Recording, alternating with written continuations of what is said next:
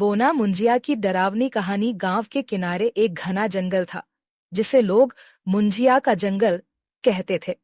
इस जंगल के बारे में कई कहानियां मशहूर थीं, लेकिन सबसे डरावनी कहानी थी बोना मुंजिया की। लोग कहते थे कि मुंजिया एक बौना आदमी था जो कई साल पहले इस जंगल में अकेला रहता था। वह साधारण नहीं था, उसकी आंखों में अजीब चमक थी और उसकी हरकतें बहुत डरावनी थी। मुंजिया का कोई परिवार नहीं था। वह जंगल में जड़ी बूटियां और पेड़ की लकड़ियां बेचकर अपना गुजारा करता था। लेकिन जब भी गांव के लोग उससे सामान खरीदने जाते तो वे अजीब तरह की बेचैनी महसूस करते।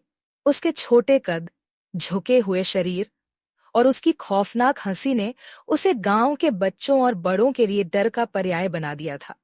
कई साल पहले एक भयानक रात आई। उस रात गांव में एक बच्चा गायब हो गया। गांव वालों को शक हुआ कि मुंजिया का इसमें हाथ है। सबने मिलकर जंगल की ओर कूच किया और मुंजिया की झोंपड़ी को घेर लिया। मुंजिया बार बार कहता रहा, मैंने कुछ नहीं किया, बच्चे को मैंने नहीं छुआ। लेकिन गुस्साई भीड़ ने उसे सुने बिना ही उसे पीट पीट कर मार डाला। जब मुंजिया ने आखिरी सांस ली तो उसने एक भयानक बद्दुआ दी, जिसने मुझे मारा। उसकी पीढ़ियां इस जंगल में चैन से नहीं रह पाएंगी। मेरी आत्मा हमेशा यहीं रहेगी।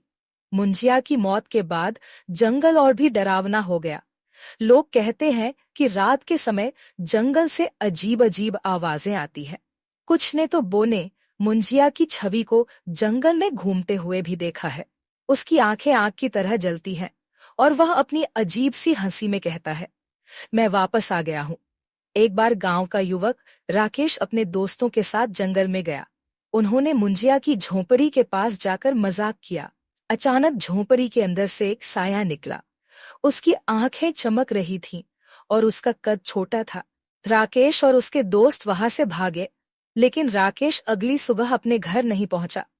गांव वालों को उसकी लाश उसी झोंपड़ी के पास मिली। आज भी मुंजिया का जंगल वीरान पड़ा है। कोई भी वहां जाने की हिम्मत नहीं करता।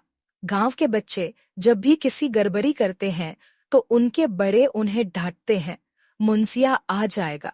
कहते हैं कि मुंजिया की आत्मा आज भी उस जंगल में भटकती है, अपने साथ हुए अन्याय का बदला लेने के लिए। उसके बारे में कहा जाता है कि जो भी उसकी झोंपड़ी के पास जाता है वह कभी वापस नहीं आता। क्या आप उस जंगल में जाने की हिम्मत करेंगे? उम्मीद है आपको मेरी कहानी पसंद आई होगी।